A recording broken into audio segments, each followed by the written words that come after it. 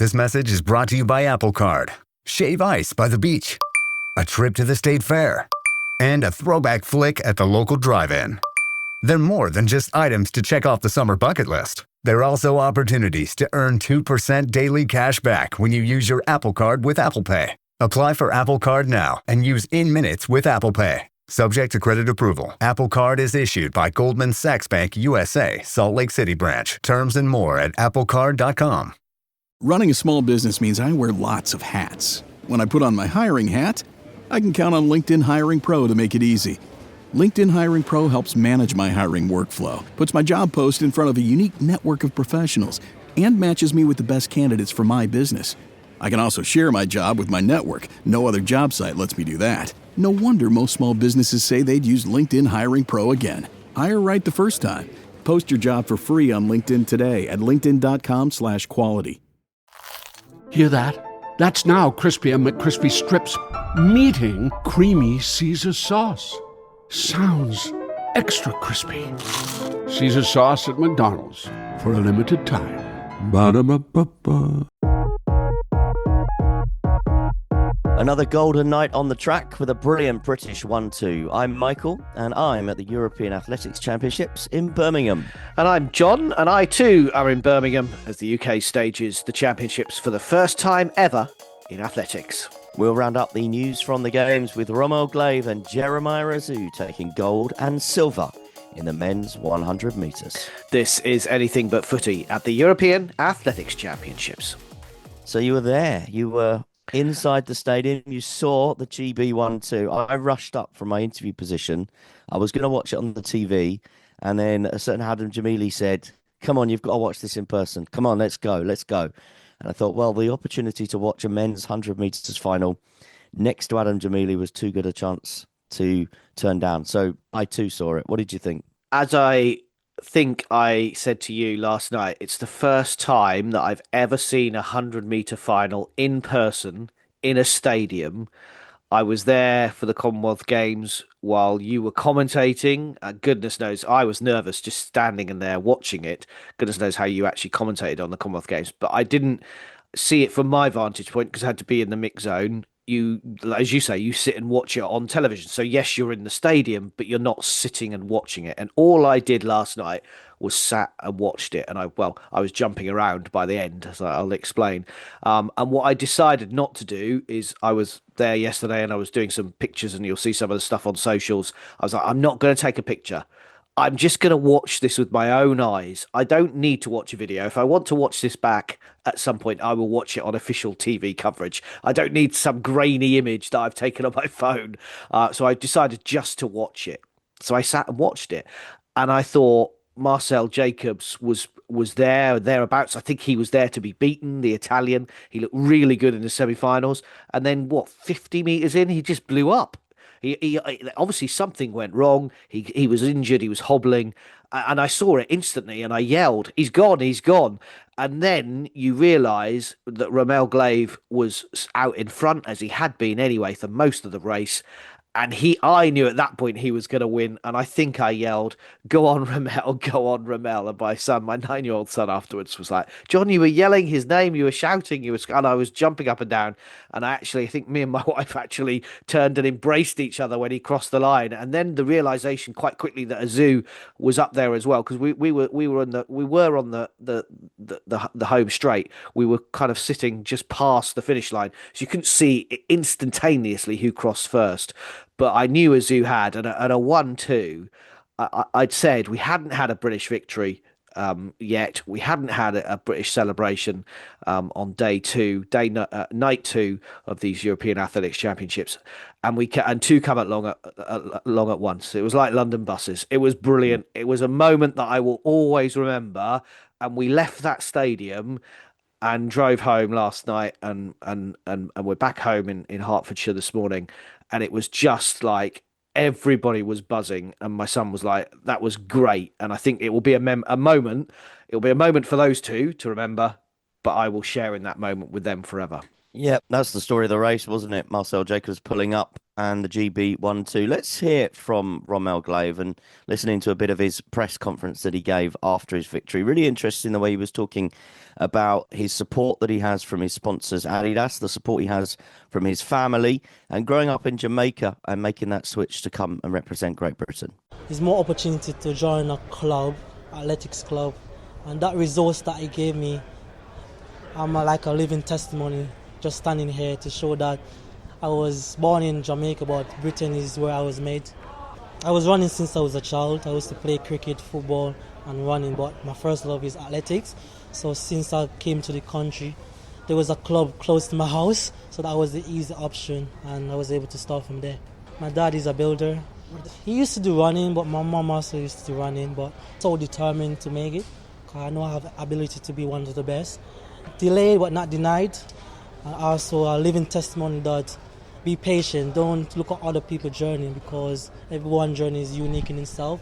And I was able to come here just thinking about 5 years ago, if I would be here, I would laugh.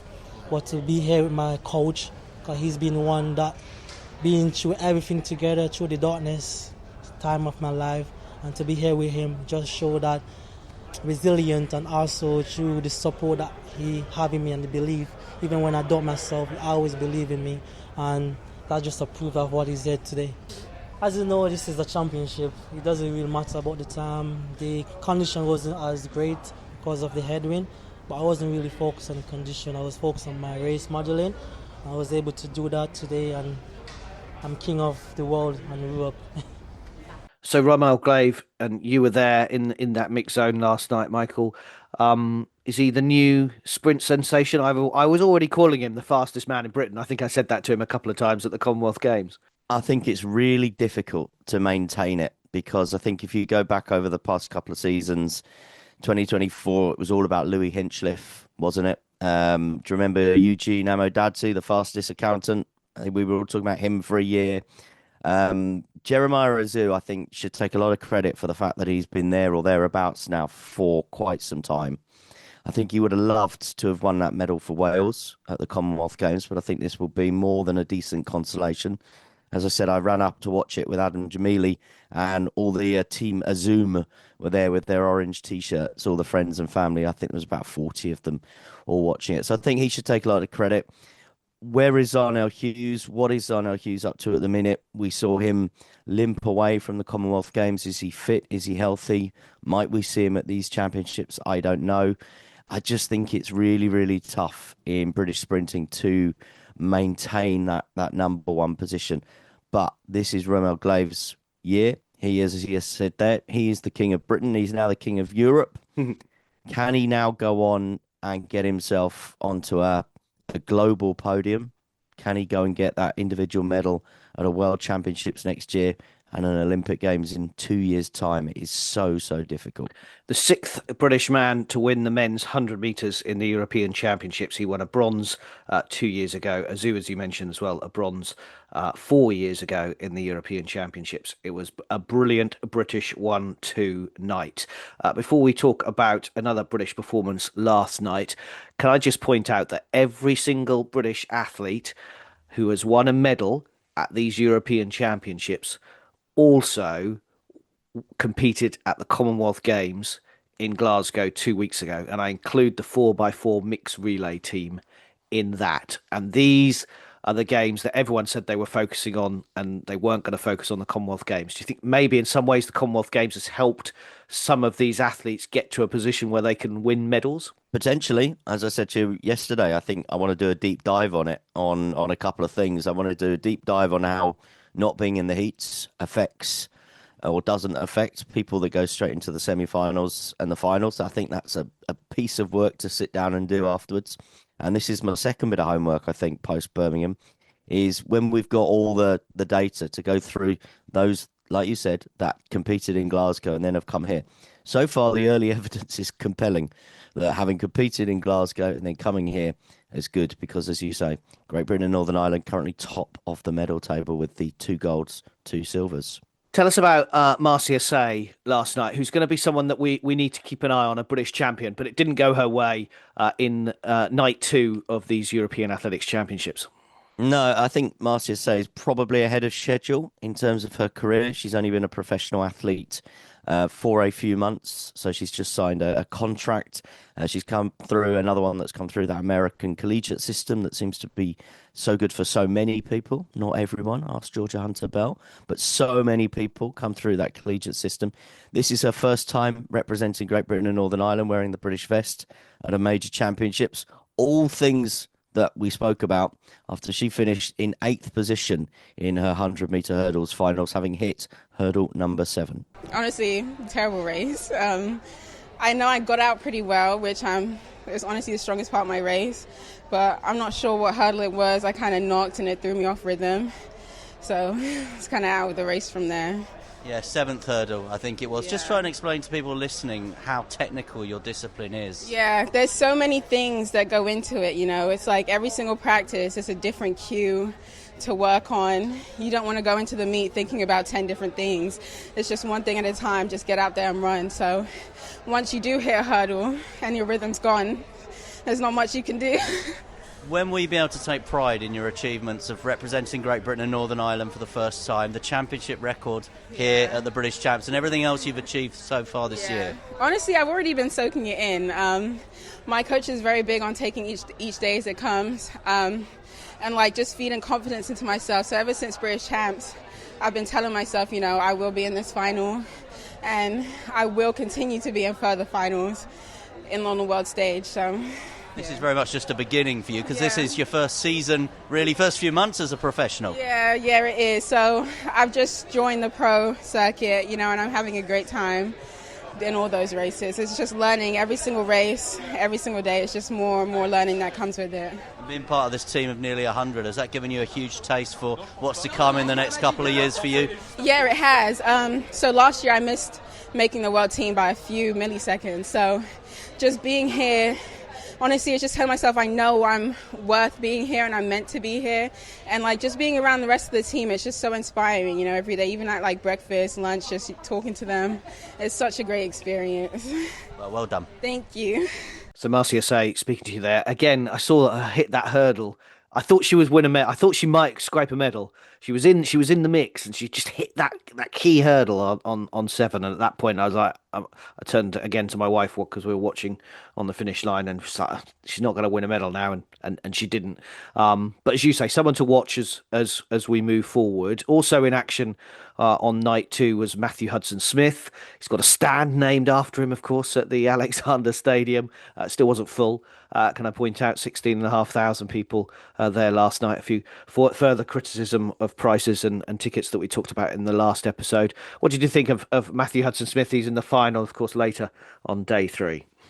Yeah, he's one of these super focused athletes here because unlike a few other people, one of which we're going to hear from in a moment, not stopping and talking after his rounds and his semi-finals.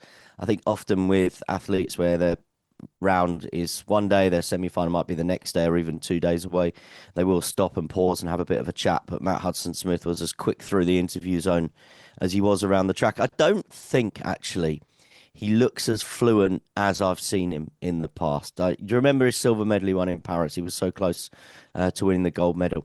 He looked in 2024 like he was an Olympic medalist in waiting. It all looks just a little bit difficult for him at the minute. So, and we saw him obviously pull out of the Commonwealth Games. I don't think we saw him at the British Championships, did we? So it just looks a little bit sticky for him right now at times in the race. I didn't think he looked himself, but he's got another day now to recover and come back and do the semi-final. That home crowd, that I think every athlete tells us is an advantage. And as you say as well, he's running past his own stand. So I wouldn't write him off. If you were to ask me now, do I think he's going to win the gold medal? I think he needs to improve significantly from what we've seen already if he's to be on top of that podium. All I would say is the Dutchman, Janus Fiefers, who won his heat or won his semi to get to the final. He did a PB to beat Matthew Hudson-Smith, and also the Frenchman as well, who also looked really good. He did a PB as well in his semi-final. Charlie Dobson all out of sorts, so he's not through. And Ben Jeffries, who has won and run a lot of races, he's won lots of medals in the Commonwealth Games and already at these games, saying he's struggling with injury. So is Matthew Hudson-Smith the big focus on night 3 of these European Athletics Championships? We'll look ahead, of course, to the rest of the week as we continue this week. What about Keely Hodgkinson? Well, she looked super smooth in qualifying for the semi-finals of the 800 meters. It was quite a quick heat, actually. I think she thought it was quite quick as well, but it was never really in doubt. She sort of took it from gun to tape, ran from the front, and this is what she had to say afterwards. I think moments like this, like, you know, out there with the crowd and everyone supporting you just like that, I got goosebumps, and it was very motivating. It was like I was ready, heard the crowd, and I'm like, okay, now I'm even more ready. So yeah, it's moments like this that I thoroughly enjoyed training for. I was actually kind of excited this morning to get up and get going. I'll have a nice nap later, got a day off. I don't think I need to put any kind of statement out. Like, I back myself, I don't need to go crazy trying to prove anything. That'll come in the final, hopefully, when it really matters. So yeah, happy to do that, happy to be in shape, healthy, most importantly, and just ready to put together a good race. I think it's really, really great. I think our generation definitely very big on getting the younger kids, boys and girls, involved, and it's really nice to see that. And whether they want to become an Olympian or not, my big message is just to try sport. I think it gives you a lot back in life. It teaches you discipline, determination. I've met people all over the world. I've got friends everywhere, and I think that's really, really important. So yeah, that's my motivation for them. How are you going to spend the day off? In bed. The Keely Hodgkinson, and the reaction on social media of anything that you post about Keely Hodgkinson is quite incredible. You've talked about it before in these podcasts. She is a superstar. She's already crossed that boundary. Everyone knows in the country who she is. What do you make of her wearing sunglasses? That seems to be the big story of the morning if you read some of the newspapers. Don't really care, to be honest. I mean, it was very sunny.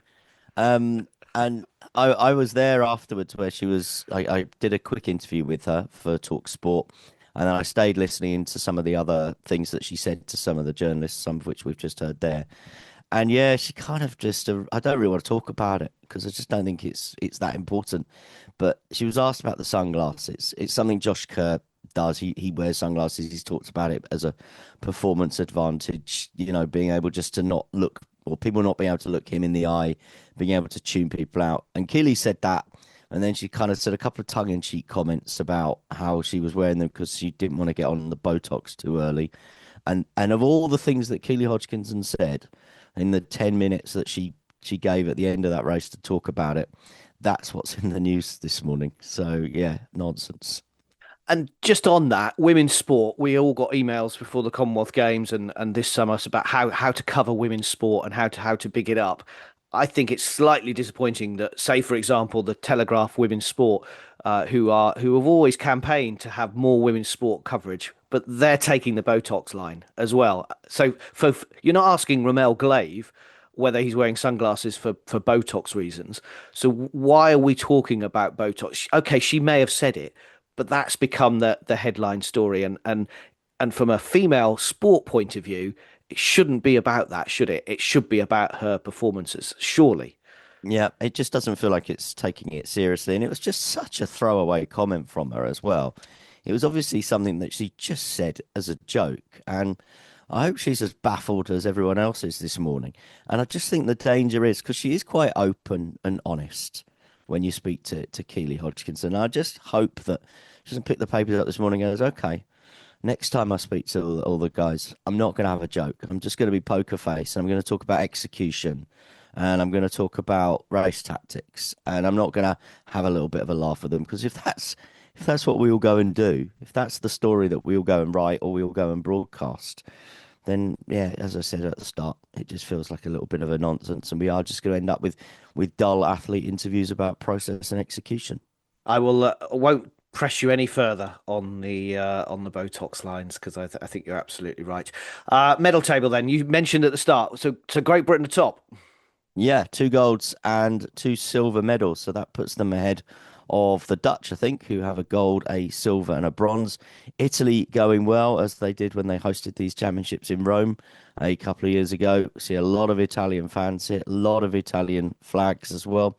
But at the moment, as we record, Great Britain and Northern Ireland are top of the pile in Europe. Anything but footy is at the European Championships at athletics. I'm just back home now after a rather diverted journey home. The M6 was closed, the M1 was closed. It's always fun travelling at midnight. Michael does it a lot more than I do, but he will be continuing to bring, of course, TalkSport, all the news, as he always does this week, and we'll be keeping up everything across it as well from Anything But Footy. So stay with us for that. You can keep an eye on our socials as well. We'll bring you the very latest. But of course, this is all building up as we look ahead to the LA Olympics and Paralympics, and we're all over the French 2030 Alps.